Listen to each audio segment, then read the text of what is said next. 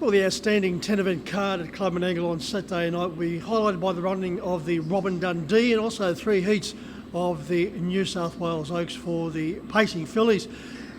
Lucky Lodge will be well represented throughout the course of the night. It's going to be a busy one for them, in particular their driver Robbie Morris, who joins me. Well, Robbie, a wonderful night of racing ahead on Saturday night. Lucky Lodge hopefully to the fore on many of occasion. Yeah, look, we've Kerry's got a big team in, and she loves getting here on a Saturday night, so hopefully we can have a bit of luck. Wonderful stats so far. You're leading the state premiership with 60, and from 435 drives, a percentage as far as finishing in the top 4 of 50%. So those who love playing the multiples should always have Morris in there.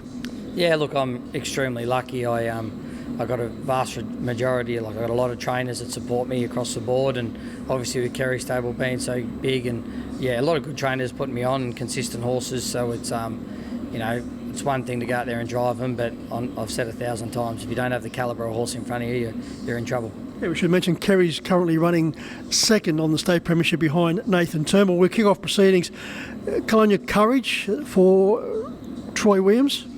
Yeah, look, he's sort of consistent enough. He was sort of getting a few bad draws over 2,300.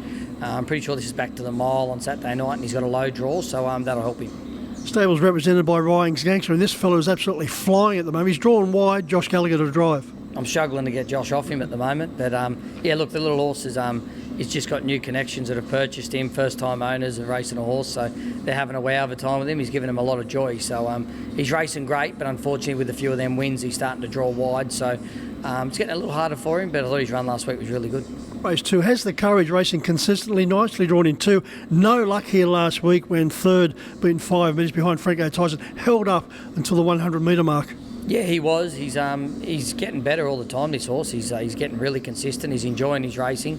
Kez has done a super job with him. He sort of probably a year ago, he was on the brink of whether he was still at it or not, but he's really come to his own. Look, he always needs racing luck on his side, but he's getting that little bit of gate speed about him now where he can put himself in a spot. So if we can put ourselves in a spot again and he gets a bit of luck, I'm sure he'll be thereabouts. Water Prince also going around for the stable, Josh to drive, and he's found some confidence once again. Yeah, look, he hurt himself. He went from a 50 rated to a free-for-aller, and it probably hurt his confidence a little bit, and he's probably had a 6 months period there where he was a little bit sort of dicey, a bit in and out with his form, but he's put 3 together out of his last 6, and he'll acquit himself nicely. Race 3, Stormtide, drawn nicely also in 2. Second run for Troy Williams from Queensland. Good second here last week behind Ravishing Sloy. Yeah, unfortunately for Troy, I've gone to drive Double Fear in that race, so he wasn't overly impressed with me about half an hour ago. I had to hide from him, but yeah, look, it was a hard one. Stormtide's run was great last week in the Menangle Stakes. A little bit of time for Double Fear. I think in going forward he'll make his way through to the free-for-all grade, so I've elected to go that way. And to be trained by another Morris in Steph, who's doing a wonderful job, particularly in the driving ranks with Stelina. Pitch Perfect is also in the race with Kerry Ann. Yeah, he's had a little bit of a freshen up. Kez elected to freshen him up.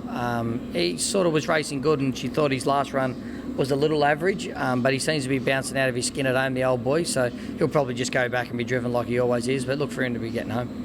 The free-for-all, Max Delight's going around, drawing the outside. You've always had wonderful horses in the stable, Robbie, but have you had any more honest than Pete Said So? No, he's the stable favourite, old Pete Said So. It's just great, he loves his racing, he thrives on it, he's got his routine throughout the week, and it gets him through to Saturdays, and he just loves it. And Peter Colesford, who owns him, he lives and breathes his racing. So yeah, he's been one of them horses that you'd like to have 10 of him, that's for sure. Second to JOK, second to Terry last week, drawn wide. Do you go forward once again? Look, I'm sort of wanting to drive him a little bit more conservative early. It's hard for him. He's not getting any younger. He's only getting older. So I think from out there, I think we've got to start using our brains, playing it smart, using the pegs to our advantage. The draws are sort of starting to really catch up with him, so I don't want to keep taxing him from barriers 9 and 10. So we'll probably look to drive him one run, and hopefully the speed's on. Industry newcomer to the stable, formerly with Emma Stewart, renewal in the Robin Dundee, the Group 3 event. 18 starts, 10 wins, 6 placings, and has trialled well for you. Yeah, she has. It's really hard for us. Your 3-year-old filly bouncing out of that year into a 4-year-old year.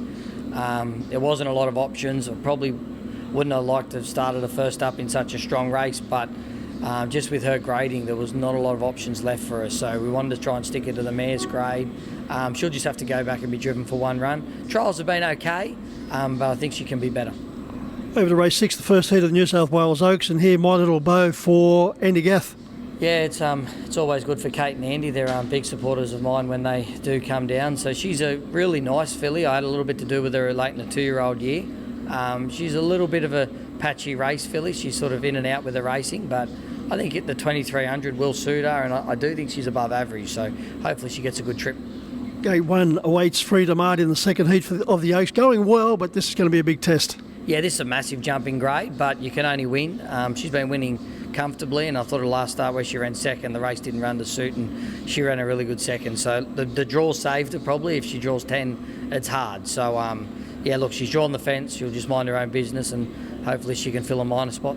The third heat sees Sugar Rush go around from an outside draw, and she may need a Sugar Rush. Yeah, the draw's a killer there. Unfortunately, we've sort of held it off to the Oaks, and it's probably the draw's sealed the fate. So, look, we'll just have to go back, drive for the fence, hope for a bit of luck, and if it comes our way, great, and if not, we'll hopefully look for an easier task after that.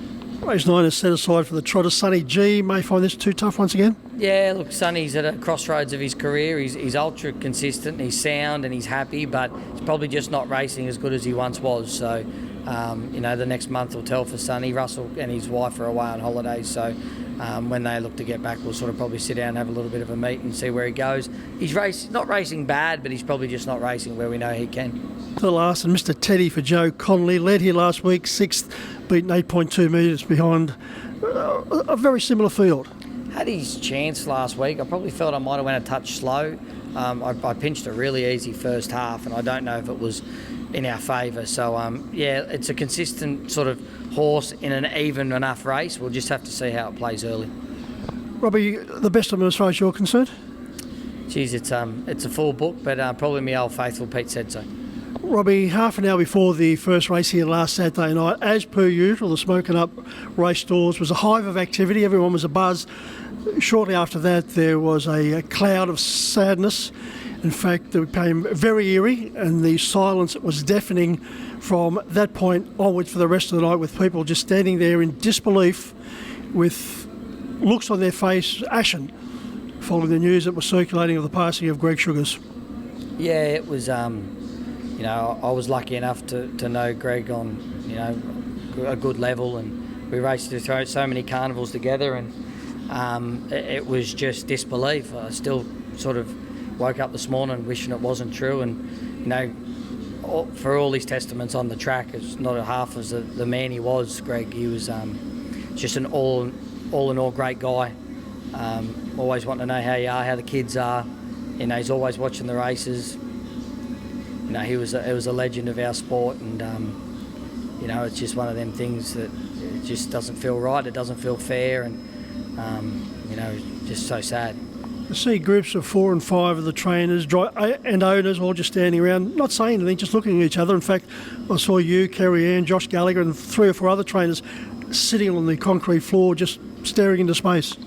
Yeah, it just didn't feel. It just was such an eerie, terrible feeling, and a lot of the trainers and the drivers, and I don't know how we got through the night. To be honest with you, I know myself. I drove in every race, but I wasn't there. It's just something that you never want to think about. You can't fathom it, and obviously our hearts go out to Jess and the Sugars family. All our condolences here at racing in New South Wales. The hole that Greg's left in the racing fraternity is just astronomical. I've heard some wonderful stories today, Robbie, and I'm going to be joined on Saturday night by 2 gentlemen who knew Greg extremely well, in David Aiken and Blake Fitzpatrick, to pay tribute to Greg Sugars. Yeah, look, and I think they had a lot to do with Greg, and Greg was driving Group 1 winners for the Fitzpatrick family many years ago, and I can remember, when I was younger, watching Sushi, and then Greg was someone that you looked up to. He held himself in such good, values on and off the track, and it's something that it'll take a long time, and I don't even know how we get through it. I think we just got to band together, and obviously if you need to talk to someone, and it'll take a while for this to move on, that's for sure. Yeah, I think it's weeks, months, even years. Robbie, thanks for joining us, and good luck on Saturday night. Thank you.